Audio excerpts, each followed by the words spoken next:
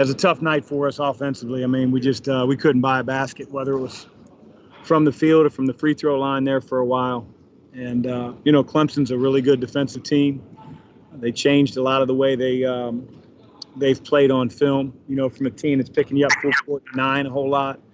They didn't necessarily deny. They really gapped, and they made it hard on our guards. And, you take your hat off to them. But I thought our guys battled as hard as they could on the defensive end. It was just a muddy game that we couldn't end up, being better than them the last 4 minutes.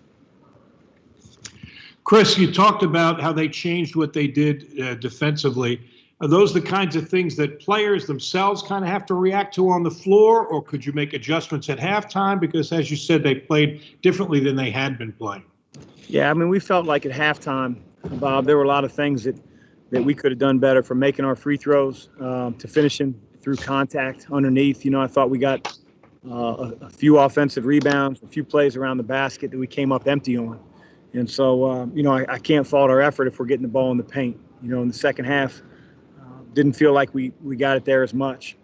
And, Clemson was a team that really gapped us tonight, especially off David and Carlik.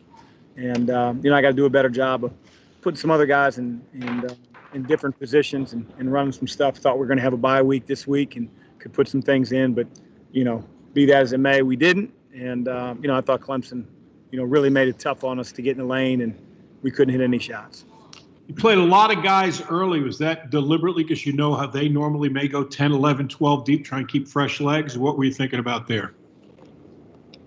I just want to play more guys. I feel like, our team needs some help off the bench. We need some guys to step up and come in, and I want to get Charles more acclimated to getting off his injury so that he can start to help us be a better team on both ends of the floor. I don't want, Carlik and David to be playing 40 minutes every night.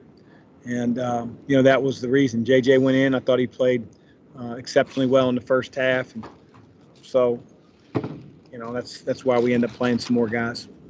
In a kind of a summary, do you think you played defense pretty well and pretty hard most of the game. Do you think you played defense well enough to win a game like this? I mean, it was pretty good defense, wasn't it? Yeah, there were a couple of possessions you'd like to have at the very end. They come out and out of the timeout and they duck in Sims, and Jalen got caught napping a little bit. But, he was, for the most part, he and JJ did a terrific job on an all-conference type player. He's their senior. He's a guy that's played a ton of ACC games, and they went to him and he got an and one, and that was, I think it went from 4 to 7. So that was a tough one right there. But, outside of, maybe a few plays down the stretch, Bob, I thought our guys played as hard as they could on the defense. And we didn't let the offensive woes affect our defensive intensity, our communication, our attention to detail. And that's why you want a little bit more for them on the offensive end to come away with a win. Nobody's offering, excuses, but how difficult was it to do it as a one-day down and back thing? I mean, I don't know, have you done that before this year, or how challenging is that? No, it's it's something that we opted to do.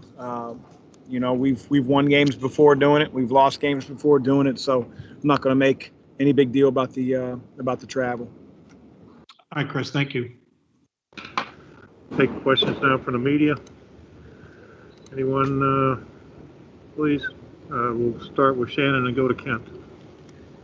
Hey, Coach, you might have already talked about this at the very beginning. I missed the first couple of questions, but why do you think Carlik struggled so much tonight? Was it their defense, or was it just his shot not being quite on as it normally is? They made it difficult on him. Clemson at one point a couple weeks ago was the #1 defensive team in the country, and they didn't do that by luck.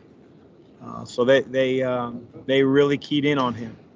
They had guys in the lane when he got the ball there, and they bodied him and rode him and, put hands on him, and he's got to be able to play through contact. But, you give Clemson a lot of credit, Shannon. They had a plan, and they executed that plan defensively. And did you feel like that was similar with David? He had quite a few turnovers tonight and fewer points. Yeah, they were trying to do that with both guys. I thought David played for the first time in a while, really sped up. And, just as evidenced by a few of the turnovers that were unforced, just on a catch. Some of the things he did last year as a freshman, he sort of reverted to tonight. But got confidence in Dave that that'll be a one-game thing, and he'll turn around. He's a terrific player, but he certainly wasn't at his best tonight. Kent? Yeah, Chris, when it comes to kind of shooting woes, so to speak, you were a player and now as a coach, can that become contagious on a team during a game when a couple guys start missing, it just kind of starts spreading? Well, it did tonight. We've got to be able to combat that with a couple things. Our defensive effort has to be greater, and it was. And I'm proud of our young team for being able to gut it out and not feel sorry for themselves when the ball doesn't go in. And then we just got to continue to take good shots.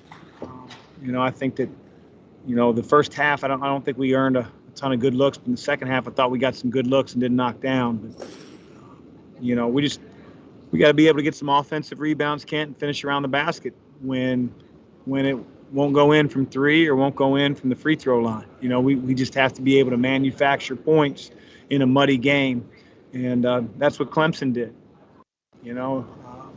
And that's what you have to do when you get involved, in games like this. Michael? Hey, Chris, you mentioned a muddy game. With some of the young players on your team, do you get a sense that when they're struggling offensively, that they might kind of get out of what you're expecting from them offensively, that they kind of start doing their own thing out there? I don't think we had anybody, doing their own thing. I thought we had some guys trying to make some plays. We got knocked around, in the first half around the basket and couldn't finish through contact. Second half just seemed like there was a lid on the basket, and not only from the field but from the free throw line. You're gonna have games like that.